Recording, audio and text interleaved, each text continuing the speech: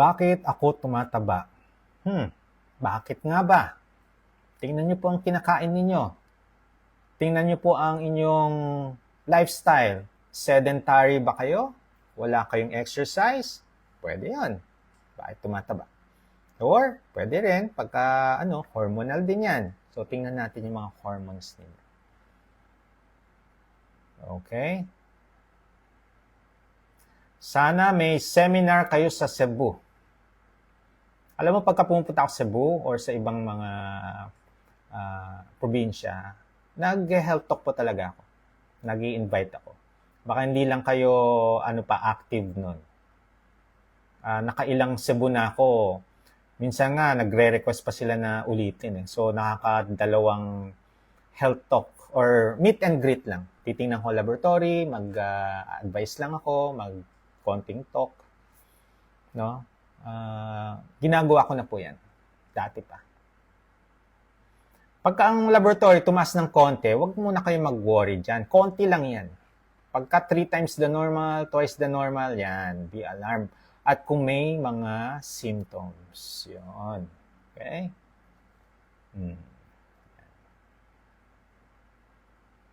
Daming mga nanonood. Quiet. Okay? Thank you so much for watching. Magtanong lang kayo. Pagka makita ko, sana makita ko mga tanong nyo. Okay, hindi mo na-feel yung gutom. Sabayan mo ng exercise. Good result. Yes! When I do training, kung tumatakbo man ako, nagbabike, doing it in a fasted state. Electrolytes, salt stick, use that. Pag nagli-lift ako, in a fasted state din. Ang sarap ng pakiramdam. Diba? Yes. Ayan na, sinabi ko. Dati hindi ako nag-electrolytes. Dapat pala talaga may electrolytes. Yes. Life-saving yan. Okay. Kayang pababain ng low carb ang matataas na creatinine. Kung tama ang ginagawa niyong paglo-low carb, marami po akong patient na bumababa ang creatinine. Okay. Elevated triglyceride, uric acid, creatinine, elevated din.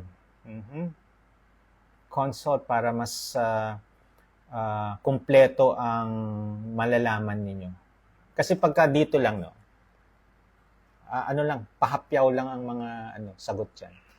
Pag gusto mo talaga yung total, yung sakit, ang ayusin natin, magpa-consult kayo. Isa-isa yan, magugulat kayo. Yung iba nga nagugulat sa mga pagka dinidiscuss ko na mahirap siya. Pero sabi ko, kaya naman. Kasi maraming mga pasyente ko nagawa, nag-improve ang kanilang Ayan, ako rin, nung nakapag-cheat, first week, 3 kg ang nabawas sa akin. Second week, nakapag-cheat, tumaas ang sugar. Doc, pumayat ako nung magpa-ESWL. Why po kaya? Hindi ko alam. Kailangan ko makita po yung inyong timbang kasi yung sinasabi nilang pumayat, normal weight naman. Okay? Kaya kailangan ko makita kayo. Yes, pagka ang HbA1c nyo 5.7 to 6.4 pre-diabetes, you need to address your sugar. Okay.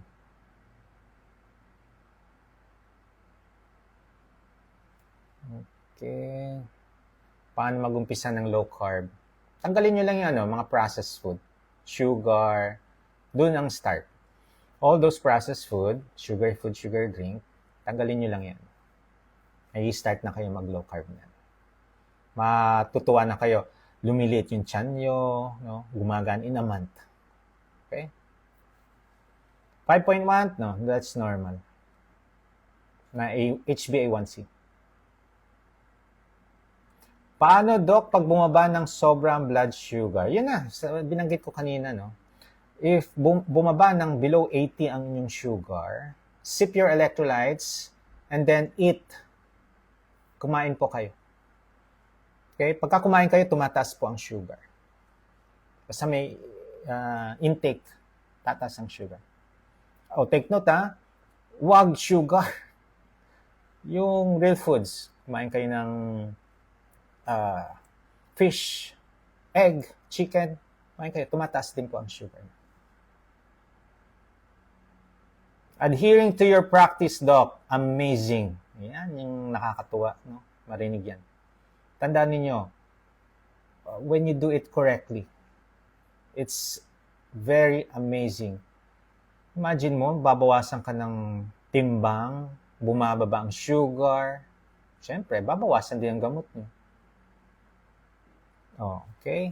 I lost 12 kilograms in 1 month. No more knee pain, back pain, and migraine. 2 to 3 liters of water din.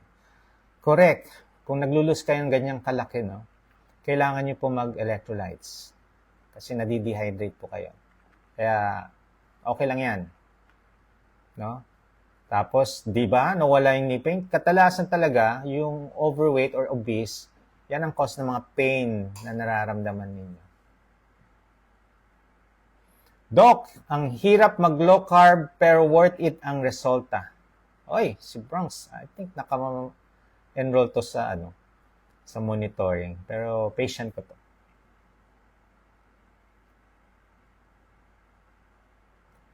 Okay, 10 hours fasting. Usually, ang minimum ko is 12 hours. Okay? So, 10 hours, well, kung doon kayo na nag-start, okay lang yan. Sige lang. Extend nyo na lang 10 to 12 hours. Kaya yan. Okay?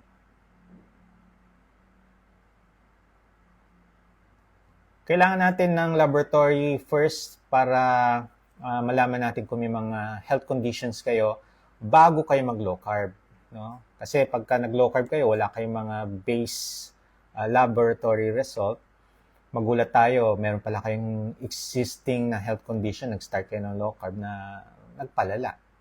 Kaya bago kayo mag-start ng low carb journey ninyo, baseline laboratory po.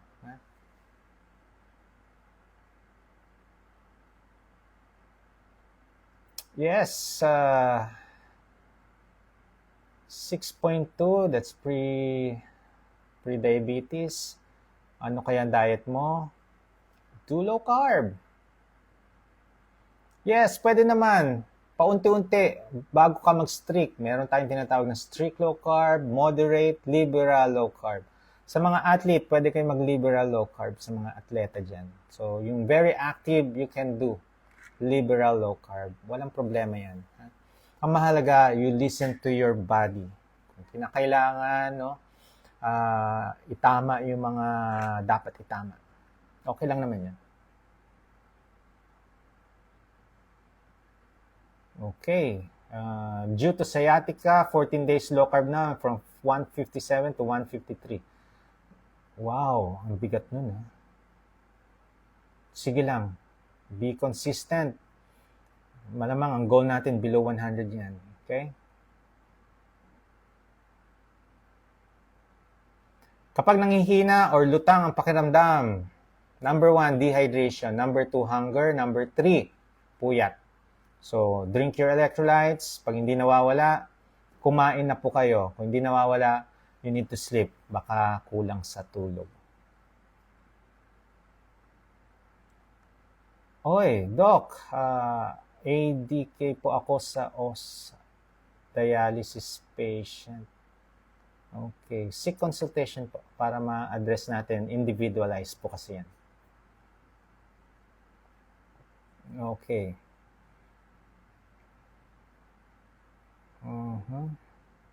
Ano pa? 20 month na po ako 20 month. Okay. Magto 2 years na. Well, pwede po. Seek consultation para ma-ano natin. Okay? Pwede po ba sa naglo-low carb ang kape? Yes, black, no creamer, no sugar. Alam mo, yan yung ginawa kong pang-extend ko ng fasting noon. Nung nag-start ako, magkakape ako sa umaga, tapos tanghali yun yung first meal ko. Okay? Alam niyo, dati, ang thinking ko noon, hindi kaya ako magkaka-GERD or magkaka-ulcer pagka kape lang ako ng kape, walang tinapay. Nagka-GERD ako dahil sa tinapay. Nung puro ako tinapay, may kape pa ako. May sugar, may creamer yun. No? Nag-GERD ako noon. Nung tinanggal ko ang mga tinapay, kape lang, nawala yung GERD. Imagine mo, palagi ako nag-omeprazole noon. Di ba? Heart patient, yes po, pwede po tayo mag-low carb. Seek consultation, much better to be monitored para nako-correct natin yung mga mali yung gagawin. True daw, kakapas CBC at FBS ko lang po at ni isa wala mababa o mataas. Lahat pasok sa range. 3 years in low carb. Congratulations. Yan, mga very good. Gusto niya mag-gain ng weight? Do some resistance exercise. Okay? Kaya yan. Mas ginaganahan kumain. Dumadami ang mga kinakain pagka nag-resistance exercise. Okay? Ito, from 139 last year, 85 na ang... Wow! Nag-normal ang inyong kreya, 85. Congratulations po sa inyo. Dahil sa strict low carb. Ayan, ito talaga babanggitin ko. Gwapo si Doki in person. Grabe ang bait pa. Thank you so much. Okay.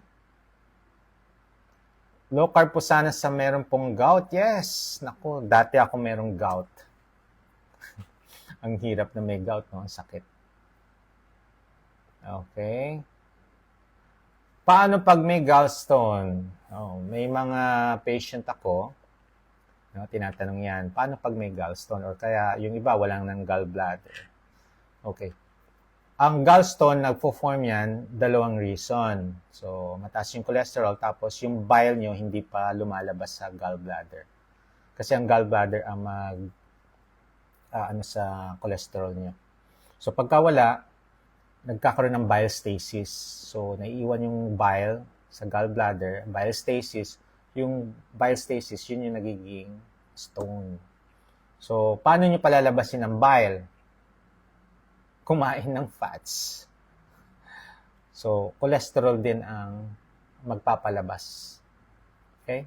So, huwag kayong mag-alala dyan sa yung mga ibang gallstone, pagka nag-strict low carb, yung iba lumiliit, nagugulat sila. Okay? Ayan. Ito through sa years 2019, 20, 1, 2, 3, 4, 5, 6, ba? 7 years na pala. 7 years of monitoring patient, dito ko na-realize na mas nag-i-improve ang health ng mga patient ko. Bumabalik sila for consultation, nag-i-improve ang mga kanilang nararamdaman. Kaya, bakit ko ina-advocate, ba't ako nagpapa-free health talk, free consultation sa iba-ibang lugar? Kasi nakikita ko yung improvement sa kanila. Okay? Kaya, ang galing. Ano pa mang question? Uric acid. Okay, uric acid. Tandaan ninyo, ang uric acid, majority comes from our body. Okay? Nanggagaling po sa liver natin yan. Ilalabas sa kidney through urination. So, kailangan hydration ang gagawin ninyo. Tubig. Hydration. 1/3 of uric acid dun sa kinakain or sinusubo natin. So, 2/3, ayusin nyo muna hydration. Kaya pagka dehydrated po tayo, mas tumataas ang uric acid natin. Okay? Okay. Ano pa? Doc, mataas ang RBC ko sa CBC ko. Hindi po ba nakakatakot yun? Okay. So, usually, no, pagka gaano kataas ang RBC, kung hindi naman ganun kataas, okay, baka malapot. Damihan nyo muna yung fluids ninyo. Tapos, madali lang yan. Pag sobrang taas, as in times 3 the normal, mag-donate kayo ng blood. Bumababa ang dugo. Okay? Sa mga babae na mataas ang RBC naman sa dugo, is okay lang yun kasi nagme-mens kayo.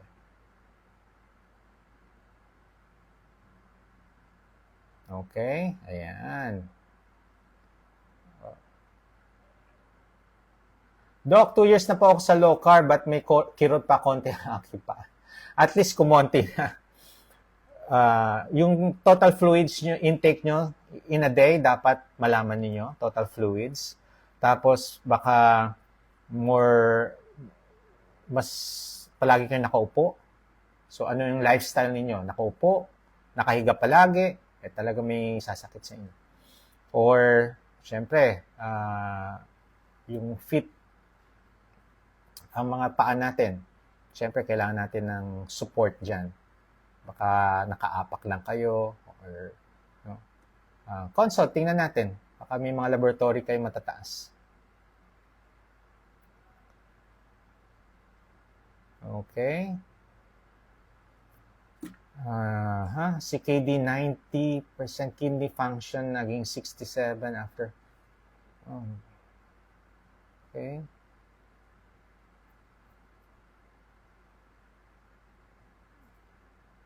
So, tinanggal ang hypertensive medicine, statin, yung eGFR niya back to 90%.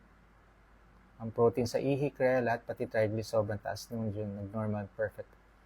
Now, wala akong, wow, congratulations. Mahirap sa first 2 weeks ng low carb, after that, sanay na, mas magaan sa pakiramdam, at of course, healthier and quality living. Wala nang sakit sa katawan or inflammation. Congratulations. Eto, believe na believe ako dito. Okay, nag-low carb OMA due to CKD. 90% naging 67%. After strict low carb, yung doctor niya tinanggal sa diba? If your hypertension is na-address, yung damage sa kidney na i-stop. So makakapag-heal yung inyong kidney. So pag nag-heal yan, mag-i-improve talaga ang inyong health nyo. Imagine mo, mag-normal. Galing, Congratulations. Kaya dun sa mga nawawala ng pag-asa, or pag sinabihan kayo ng doctor ninyo, ganito na, di ba, bagsak na bagsak ang moral ninyo. Pagka ganun yan, hindi na kayo nakakatulog. Lalo kung nagkakasakit ang katawan. Kaya, wala namang mawawala kung gawin niyo ang low carb. Walang mawawala. Promise. Baka dito niyo mahahanap ang benefits ng low carb. Kaya dun sa mga gustong mag-try ng low carb, tingnan natin. Try niyo muna bago kayo mag-decide kung hindi para sa inyo. At tandaan ninyo, to be the best version of yourself, you need to adapt to this lifestyle, mag-i-evolve, nag-i-improve. Kailan tama lang gagawin. So, anong gawin natin? Tara na. Do low carb. Kung nahihirapan, magpa-monitor. Consult first, may baseline lab result. Diyan tayo mag-start. And then, journey to your healthiness. Ingat po kayo dyan. God bless. See you soon. Bye!